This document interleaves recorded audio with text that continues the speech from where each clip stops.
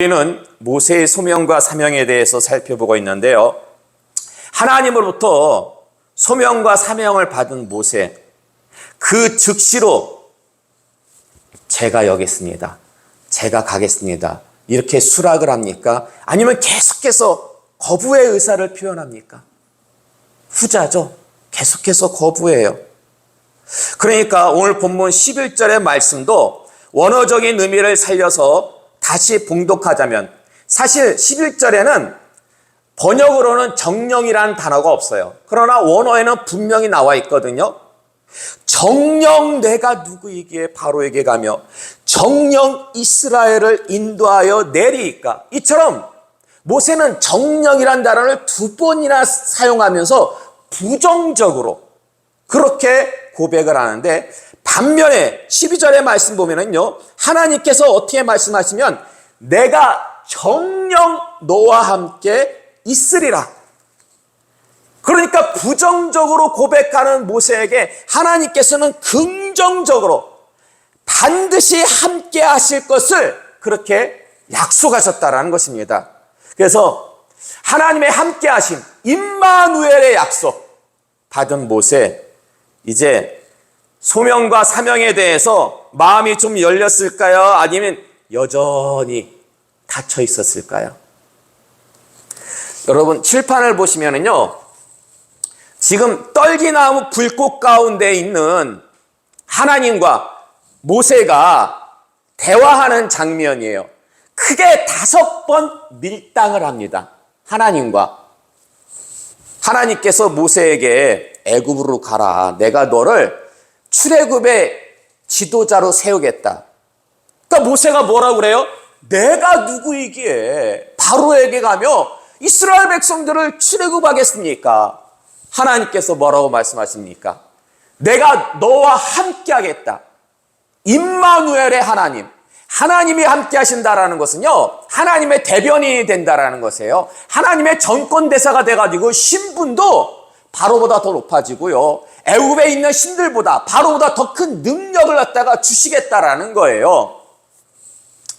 근데 여전히 모세는 불신합니다. 제가 가면은요, 분명히 그 애굽에 있는 이스라엘 백성들이 그럴 거예요. 너를 보낸 그 신의 이름이 무엇이냐라고 물을 텐데요, 제가 뭐라고 대답합니까? 그러자 하나님께서 뭐라고 말씀하십니까? 나는 스스로 있는 자다. 스스로 있는 자다. 그게 뭐예요? 여호와죠, 여호와. 예. 그래도 모세는 핑계를 냅니다. 제가 그렇게 대답해도 여전히 이스라엘 백성들은 저를 불신할 겁니다. 그러자 하나님이요, 모세에게 이적을 보여주십니다. 어떤 이적을 보여주십니까? 그 지팡이를 던져라. 던지니까 뭐가 돼요? 뱀이 돼요.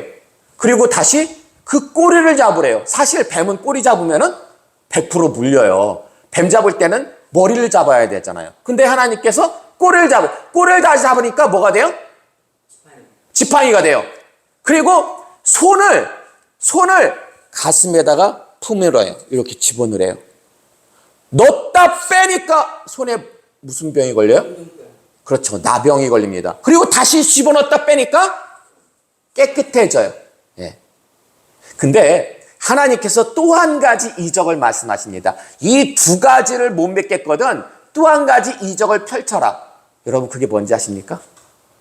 사실 앞에 두 가지 이적은 여러분들이 잘 아는데, 마지막 한 가지는, 그거는 가서 애굽에 가가지고 지팡이 이적하고 나병 이적 못 믿겠거든 이런 이적을 펼쳐라라고 말하는데, 그게 무슨 이적인지 아세요? 맞아요. 야, 이거 아시는 분 거의 없는데, 나일강에 가가지고 물을 떠다가 쏟으면 그게 뭐가 될 것이다? 피가 될 것이다. 그런 이적을 갖다가 하나님께서 보여주시고 알려주십니다. 그러자 모세가 어떻게 대답하냐면요, 참 궁색한 변명을 합니다. 오 주여, 나는 입이 뻣뻣하고 혀가 둔한 자인이다. 쉽게 한마디로 해가지고 나는 말을 잘한다 못한다? 못한다. 말을 잘 못한 여러분 근데 말 못하는 사람이 이렇게 하나님과 밀당을 합니까? 말도 안 되는 거죠. 그러자 하나님께서 뭐라고 합니까? 사람의 입을 지은 사람이 누구냐? 바로 하나님이 나지 않냐? 너의 입과 함께 할 것이다. 그래서 하나님께서 이렇게 할 말을 알려주시면 그대로만 말하면 돼요. 더 이상 핑계댈 게 없어요. 그러니까 모세가 마지막으로 한 고백이 뭡니까? 오 주여! 뭐라 그래요? 보낼 만한 사람을 보내소서. 가겠다는 거예요? 안 가겠다는 거예요? 안 가겠다는 거예요. 그러니까 하나님이요 계속해서 말씀해 주셨잖아요. 화를 내세요.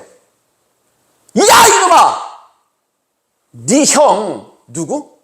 아론이 있잖아. 아론은 말 잘하잖아. 아론 붙여줄게. 그러니까 이제는 더 이상 핑계댈 게 없는 거예요. 그래서 어쩔 수 없이 애굽으로 갈 수밖에 없다라는 거죠. 이처럼 모세는 하나님과 5번이나 밀당을 합니다. 뭐 하기 싫어가지고? 애굽에 가기 싫어가지고. 근데 여러분 한 가지 좀 이상한 게 있어요. 그게 뭐냐면은 초지일관 모세는 애굽에 가기 싫어했거든요. 그러면은 왜 두 번째 같은 질문을 하나님께 한 걸까요? 두 번째 밀당 그 내용이 뭐였습니까? 하나님께서 임마누엘의 하나님으로 함께 해주시겠다고 하니까 제가 가도 그 사람들이 믿지 않고 너를 보내신 분이 누구냐, 어떤 신이 너를 보냈느냐라고 그렇게 물을 텐데 그때 제가 뭐라고 대답하겠습니까? 근데 이거 질문 자체가 좀 이상해요. 왜냐면은 지금 모세는 애굽에 갈 마음이 있습니까? 없습니까? 없죠. 근데 뭐하러 이런 걸 질문합니까? 아니 애굽에 갈 마음이 전혀 없으면서 내가 만약에 애굽에 가면은 이스라엘 백성들이 너를 보낸 분이 누구냐, 어떤 신이 보냈냐라고 질문하면 제가 뭐라고 대답합니까? 이런 염려를, 이런 질문을 할 필요가 없는데 굳이 이런 질문을 한 이유가 도대체 무엇일까요? 여기에 대해서 주석은 어떻게 대답하냐면요, 모세가 하나님의 신임을 요구한다라고 그렇게 설명하고 있습니다. 이게 무슨 말씀이냐면 고대 시대, 우리나라도 이렇게 예전 조선 시대나 그 이전 시대들 보면은 왕이나 군주들이 사신을 보낼 때요, 그 사신에게 그 왕이나 군주의 권위를 전적으로 위임한다는 의미에서 그 왕의 인장, 도장이나 혹은 도장이 찍힌 편지를 주었습니다. 그렇죠. 아니 아무나 가가지고 내가 옆 나라에 사신으로 왔습니다 하면은 뭔 증거가 있어야 될 거 아니겠어요? 어떤 사기꾼이 가가지고 그럼 당신이 진짜인지 가짜인지 증거를 내달라고 할 때 그 나라의 인장이나 왕의 인장이나 그 인장이 찍힌 편지를 보여줘야 했다라는 것입니다. 그래서 모세도 이런 취지로 하나님의 이름을 물었다고 설명을 하는데, 근데 여러분 보세요. 지금 문제는 뭐냐면 모세는 하나님과 5번이나 밀당을 하면서 애굽에 갈 마음이 있다 없다? 1도 없어요. 애굽에 갈 마음이 1도 없어요. 그러므로 고대 사신과도 같은 입장에서 하나님의 이름을 물었다는 것은 이건 좀 해석이 좀 어딘지 모르게 어색해요. 예. 그럼 왜 모세는 하나님의 이름을 질문한 걸까? 여러분, 말씀을 자세히 보시면은요, 모세가 하나님의 이름을 물어요. 오늘 본문에서 오늘 보면. 근데 하나님이 뭐라고 대답하세요? 하나님이 모세가 하나님, 제가 이스라엘 백성들한테 가면은 그들이 분명히 누가 보냈냐고, 어떤 신이 보냈냐고 저한테 물을 텐데 제가 그때 뭐라고 대답합니까? 그러자 하나님께서 뭐라고 대답하셨다고요? 나는 스스로 있는 자다. 근데 여러분 뭔가 좀 이상하지 않아요? 모세가 하나님께 질문한 신의 뭐였어요? 이름이었어요. 어떤 신이 저를 보냈냐고. 너를 보냈냐고. 근데 하나님께서 말씀하신 것은 신의 이름입니까? 그 이름의 뜻입니까? 나는 스스로 있는 자라는 것이 신의 이름이에요? 아니에요. 그건 여호와라는 그 신의 이름의 뜻이에요. 모세는 이름을 질문했는데 하나님은 무엇을 답하셨다? 뜻을 답하셨다라는 거예요. 왜 그러신 걸까요? 왜 여호와라는 이름을 갖다가 말씀하시지 않고 그 뜻을 말씀해 주신 걸까요? 사실 이 부분에 대해서 주성은 좀 침묵하고 있습니다. 그래서 제가 좀 묵상을 해봤는데요. 여러분, 그 여호와라는 하나님의 이름이 성경에서 언제 처음 나오는지 아십니까? 언제 처음 나오는 거? 노건사님. 성경에서 여호와라는 그 하나님의 신명 언제 처음 나오는 것 같습니까? 맞아요. 창세기 2장 4절의 말씀 볼까요? 자, 그 주보 보세요. 주보 맨 밑에, 주보 맨 밑에 함께 봉독하겠습니다. 시작. 이것이 천지가 창조될 때에 하늘과 땅의 내력이니 여호와 하나님이 땅과 하늘을 만드시던 날에. 아멘. 여호와라는 하나님의 이름이 언제 처음 나오느냐? 창세기 2장에 나와요. 창세기 2장부터 나와요. 창조기사와 관련을 해가지고. 그럼 이건 창조기사와 관련된 거고, 사람들이 언제부터 여호와라는 이름을 사용했을까요? 사람들에게 여호와라는 이름이 알려진 것은 언제였을까요? 언제였을 것 같아요? 노아 때? 좀만 위로 올라가 봐요. 노아보다 좀만 위로 올라가면 뭐가 있을까요? 자, 창세기, 여러분 주보 뒷면 보세요. 주보 뒷면, 창세기 4장 25절에서 26절의 말씀. 창세기 4장 25절에서 26절의 말씀 함께 봉독하겠습니다. 시작.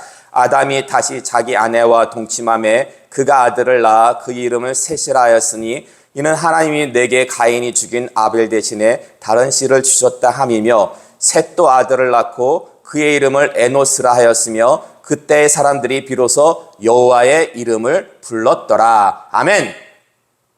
자, 아담이 누구를 낳아요? 아담이 셋을 낳아요. 셋은 누구를 낳아요? 에노스를 낳아요.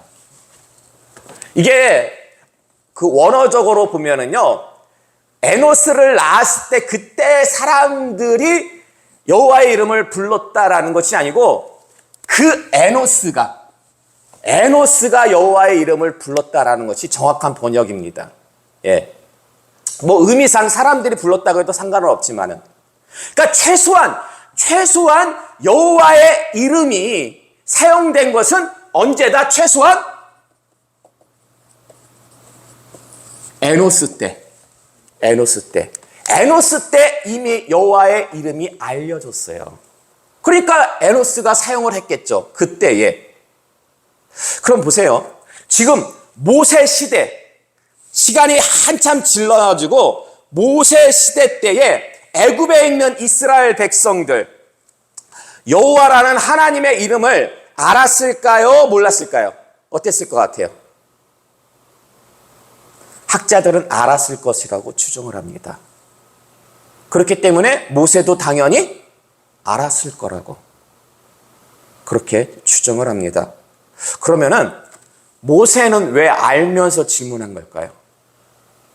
모세가 이스라엘 백성들의 하나님의 이름이 여호와라는 것을 알았어요. 이스라엘 백성들도 알고 모세도 알아요.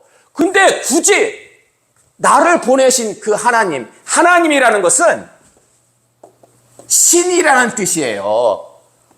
예. 특히 이스라엘 백성의 신은 누구다?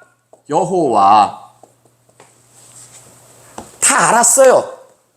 여호와 하나님이, 여호와 신이 우리의 신이라는 거 다 알았어요. 근데 알면서 굳이 질문한 이유는 뭘까요?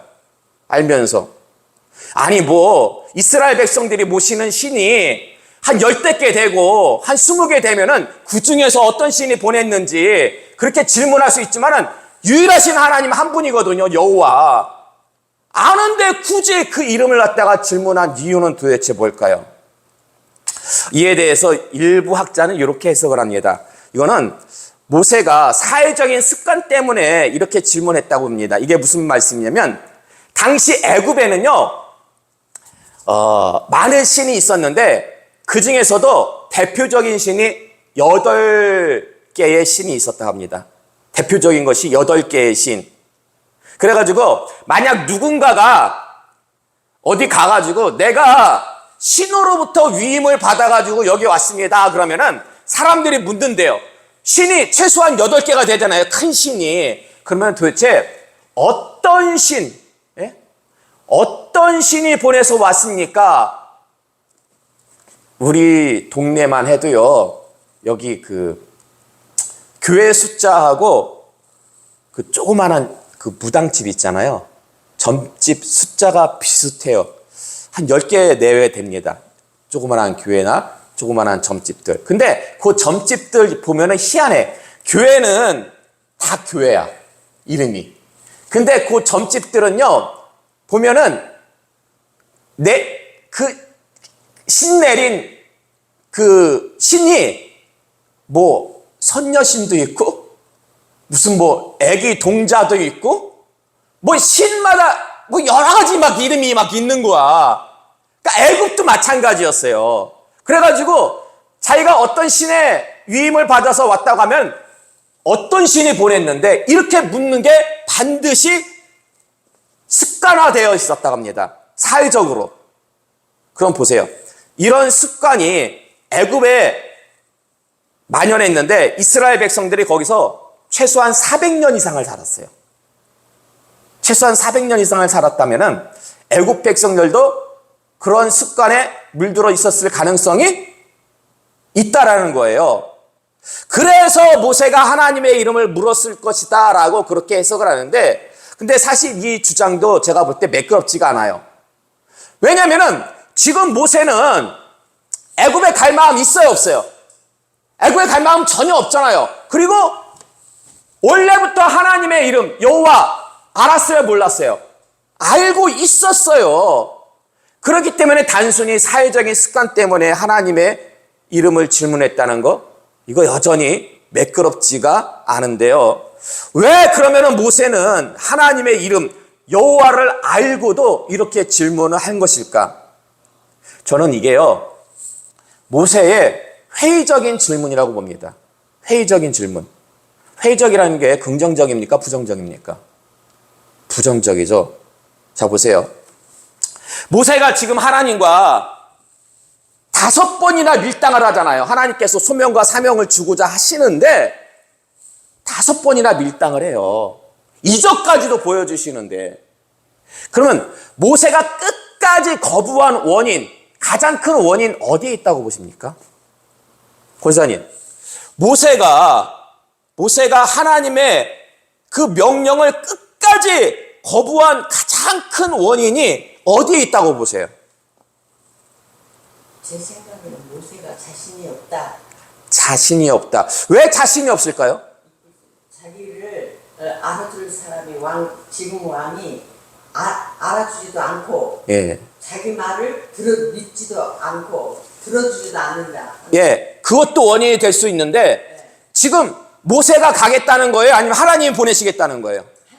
하나님이 보내시겠다는 거죠. 그렇기 때문에 그거는 사실 어떻게 보면 모세의 입장에서 본 거고 지금 보내시겠다는 것은 하나님이시기 때문에 누구를 전적으로 믿지 못하는 거예요? 하나님을 전적으로 믿지 못하는 거예요. 하나님의 능력을 만약에 하나님이요 이렇게 모세에게 하나님이 천지를 창조하셨잖아요.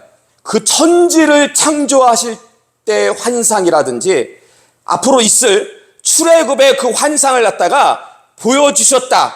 그러면은 모세가 이런 밀당했을까요? 안 했을까요? 안 했을 확률이 높아요. 예. 그러므로 지금 모세가 생각하는 하나님의 능력, 이게요, 우리는 당연히 알죠. 하나님의 능력이 전 세계에서 최고라는 거. 근데 당시에는요, 사람들의 개념 속에 신이라는 개념은 지역신이 강했어요. 지역신. 하나님의 신은 모세가 볼 때에 가나안의 신이야. 가나안 땅, 조상들에게 임했던. 근데 지금 애굽에는 큰 신이 8개나 있어. 그래서 모세가 볼 때는 하나님은 애굽의 신이 아니고 가나안 땅의 신이기 때문에 이 하나님이 애굽의 신들하고 맞짱을 뜨면은 어떻게 될까? 솔직히 자신이 없는 거예요. 자기가 생각할 때. 하나님이 이길 거라는 확신이 없는 거예요. 지금 그렇잖아요. 환경과 처지가 그렇잖아요. 아니, 하나님이 애굽의 신들보다 더 세다면은 왜 이스라엘 백성들이 애굽에서 그렇게 고통받고 있습니까? 그리고 자기가 이스라엘을 위해서 40년 전에 일어섰을 때 하나님은 외면했잖아요. 그래서 지금 자기가 40년 동안 시골에 양치기로 있잖아요. 하나님이 애굽의 신들보다 더 능력이 뛰어났다면은 이런 어려움이 없을 텐데.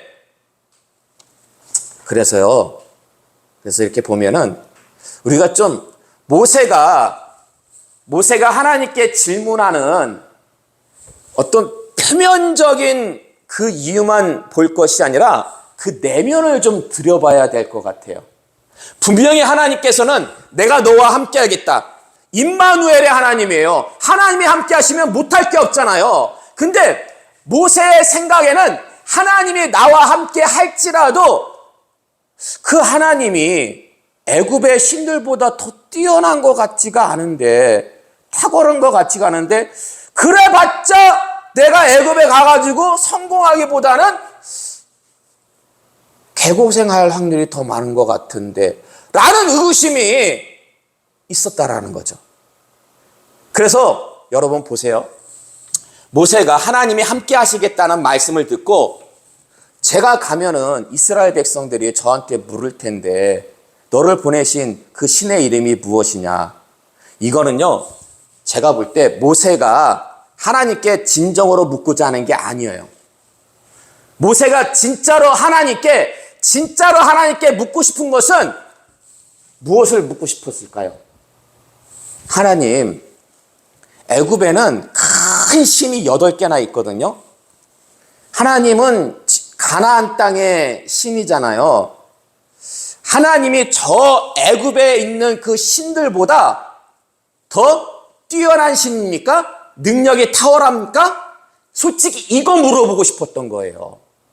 근데 감히 그렇게 묻지를 못해. 당신이 애굽에 있는 감히 신한테 어떻게 그렇게 비교하는 것을 물어볼 수가 있습니까? 그래서 돌려서 얘기한 거야. 돌려서. 직접적으로 얘기 못하고. 근데 사람의 마음을 지으신 분이 누구예요? 하나님. 모세의 의도를 간파했을까요? 못했을까요? 간파했죠. 모세의 의도를 간파해가지고 모세는 지금 하나님의 이름을 물어요. 알면서도 물어. 근데 하나님께서 뭐라고 대답하십니까? 뜻을 말씀하시는 거예요. 나는 스스로 있는 자다. 왜 뜻을 말씀하셨을까요? 모세의 뜻을 간파했기 때문에. 나는 스스로 있는 자다라는 이 말씀은요, 하나님이 애굽에 있는 신들보다 훨씬 더 능력이 대단하다는 것을, 뛰어나다는 것을, 탁월하다는 것을 말씀해 주시. 더 이상 하나님의 능력을 어떻게 설명할 방법이 없는 그런 말씀이에요. 보세요. 나는 스스로 있는 자다라는 것은요, 모든 존재의 근원이 되는 유일한 자존성, 모든 세상의 것들은 다 언젠가는 사라지지만은 하나님은 스스로 있는 분이기 때문에 불멸하신다는 영원성, 그리고 모든 인과 법칙을 초월하는 절대성을 뜻하기 때문에 이런 하나님과 애굽의 우상이 비교됩니까? 안 됩니까? 안 된다라는 거죠. 나는 스스로 있는 자다. 이것은요, 하나님의 능력이 최고라는 거예요. 모세의 의도를 간파하신 하나님께서 그 이름 대신에 뜻을 말씀해 주신 것입니다. 근데 문제는 뭐냐면은 모세는 여전히 하나님의 능력을 신뢰하지 못해요. 여전히. 그래서 출애굽기 4장 1절의 말씀 볼까요? 출애굽기 4장 1절의 말씀. 출애굽기 4장 1절의 말씀 함께 봉독하겠습니다. 시작. 모세가 대답하여 이르되 그러나 그들이 나를 믿지 아니하며 내 말을 듣지 아니하고 이르기를 여호와께서 내게 나타나지 아니하셨다 하리이다. 아멘. 그러니까요, 모세가 하나님이 나는 스스로 있는 자다, 내 능력이 최고다 라고 말씀하시니까 모세가 뭐라고 얘기했냐면, 제가 이스라엘에 가가지고 애굽에 가가지고 이스라엘 백성들한테 얘기를 하면은 이스라엘 백성들이 나를 어찌할 것이다? 믿지 않을 것이다. 근데요, 실제로 믿지 않습니까? 가서 얘기하니까 아니요, 믿어요. 아니요, 그들 믿어요. 그대로 믿어요. 보세요, 여러분. 지금요, 모세는 핑계대고 있는 거예요. 자기가 못 믿는 거예요. 그러니까 그래도 저는 못 믿겠는데요, 이렇게 말을 안 해요. 모세가요, 참 화법이 머리가 정말 잘 돌아갑니다. 좀 아까도 이름을 질문한 이유가 하나님께 당신이 애굽의 신들보다 더 능력이 뛰어납니까? 이거 말하고 싶은데 돌려서 얘기한 거잖아요. 똑같아요. 자기가 불신해요, 하나님을. 자기가 불신하는데 저는 그래도 못 믿겠습니다. 이렇게 말하면 혼날까 봐서 제가 애굽에 가서 이스라엘 백성들에 얘기하면 이스라엘 백성들이 안 믿을 텐데요. 자기의 불신을 이스라엘 백성들을 가져다 끌어가지고 그렇게 얘기하고 있는 거예요. 그러니까 실제는 누가 하나님을 불신하고 있냐? 모세가 불신하고 있다라는 것입니다. 자, 그러자 하나님께서 또 그 모세의 마음을 갖다가 간파하시고 무엇을 보여주십니까? 이적을 하나님의 능력을 갖다가 보여주셔요. 언제 보여주셔요, 하나님께서? 이적과 능력을? 다음 주일날. 결론의 말씀을 드리도록 하겠습니다. 자, 오늘 본문 말씀 앞에 돌아가서 본문 말씀 15절의 말씀 다시 한번 볼까요? 15절만 함께 봉독하겠습니다. 시작. 하나님이 또 모세에게 이르시되 너는 이스라엘 자손에게 이같이 이르기를 너희 조상의 하나님 여호와 곧 아브라함 하나님 이삭의 하나님 야곱의 하나님께서 나를 너희에게 보내셨다 하라. 이는 나의 영원한 이름이요 대대로 기억할 나의 칭호니라. 아멘. 자, 그러니까 지금 하나님께서 뭐라고 했냐면 너의 조상의 하나님 여호와가 누구의 하나님이다? 아브라함, 이삭, 야곱의 하나님이다. 근데요, 굳이 성경 문맥을 보면은요, 필요 없어요. 그냥 조상의 하나님이니까 당연히 아브라함과 이삭과 야곱의 하나님이잖아요. 근데 굳이 아브라함의 하나님, 이삭의 하나님, 야곱의 하나님을 갖다가 재차 언급하신 이유가 무엇 때문이겠습니까? 이들에게는요, 공통된 특징이 있습니다. 공통된 특징이 있어요. 그게 뭐냐면은 언약이라는 거예요. 누구의 언약? 하나님의 언약. 어떤 언약? 가나안 땅을 주시겠다는. 아브라함에게도 주셨고 이삭에게도 주셨고 야곱에게도 주셨어요. 가나안 땅을 너와 내 후손에게 주시겠다는 그 언약. 그러므로 굳이 하나님께서 아브라함과 이삭과 야곱을 언급하신 이유는 뭐예요? 지금 하나님께서 그 언약을 근거로 조상들과의 약속을 반드시 어찌하시겠다? 지키시겠다는 거예요. 지키시겠다는 거예요. 네. 근데요, 하나님이 언약하시고 약속하시고 또한 예수님께서 확증하신 것이 있어요. 그게 뭔지 아십니까? 자, 볼까요? 에스겔서 36장 26절에서 27절의 말씀. 에스겔서 36장 26절에서 27절의 말씀 함께 봉독하겠습니다. 시작. 또 새 영을 너희 속에 두고 새 마음을 너희에게 주되 너희 욕심에서 굳은 마음을 제거하고 부드러운 마음을 줄 것이며 또 내 영을 너희 속에 두어 너희로 내 율례를 행하게 하리니 너희가 내 규례를 지켜 행할지라. 아멘. 계속해서 요한복음 14장 16절에서 17절의 말씀입니다. 내가 아버지께 구하겠으니 그가 또 다른 보혜사를 너희에게 주사 영원토록 너희와 함께 있게 하리니 그는 진리의 영이라. 세상은 능히 그를 받지 못하나니 이는 그를 보지도 못하고 알지도 못함이라. 그러나 너희는 그를 아나니 그는 너희와 함께 거하시며 또 너희 속에 계시겠음이라. 아멘. 그러니까 여러분, 성령의 임하심, 성령의 내주, 성령의 임재는요, 이게 뭐다? 하나님의 약속이에요. 가나안 땅을 아브라함과 이삭, 야곱에게 주시겠다고 약속하셨듯이 하나님께서는요, 그의 자녀들에게 무엇을 주시겠다고 약속하셨어요? 성령을 주시겠다고 약속하셨는데, 그래서 예수님도 확증해 주셨거든요. 그러면은 하나님의 이 약속, 성령을 주시겠다는 약속이 이스라엘 백성들에게만 주신 걸까요? 아니면 믿는 우리에게도 주신 걸까요? 믿는 모든 하나님의 자녀들에게 주신 약속입니다. 근데요, 특별히 우리가 하나님의 약속, 성령을 주시겠다는 그 하나님의 약속을 사모하고 간구해야 하는 이유가 무엇입니까? 지금 우리가 그 하나님의 약속을 기대하며 기도하는 이유가 뭐예요? 사랑으로 뭐하기 위해서? 교회를 건축하기 위해서. 그러므로 여러분, 말씀을 잘 캐치해야 돼요. 우리가 사랑으로 교회를 건축하는 거 있잖아요. 이거 우리 계획 아니에요. 우리의 일이 아니에요. 이거는요, 하나님의 약속을 기반으로 한 하나님의 일이에요. 하나님께서 성령을 보내주시기로 약속하셨잖아요. 그 성령이 임해야지만이 사랑으로 교회가 건축되어지는 하나님의 일이라는 것입니다. 자, 누가복음 24장 49절 마지막으로 볼까요? 누가복음 24장 49절의 말씀 함께 봉독하겠습니다. 시작. 볼지어다 내가 내 아버지께서 약속하신 것을 너희에게 보내리니 너희는 위로부터 능력이 입혀질 때까지 이 성에 머물라 하시니라. 아멘. 하나님께서 약속하신 것이 뭐예요? 성령이잖아요. 성령. 근데요, 예수님은 그걸 뭐라 그래요? 위로부터 능력이 입혀지는 거래요.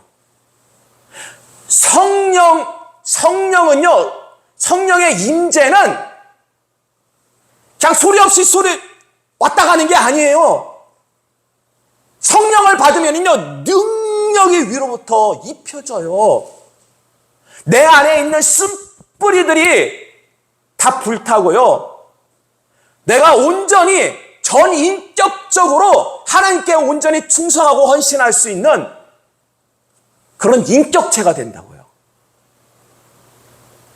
여러분, 지금은 우리가 세상 말로 얘기해가지고 요 모양 요 꼴이지만은 근데 안 그래요.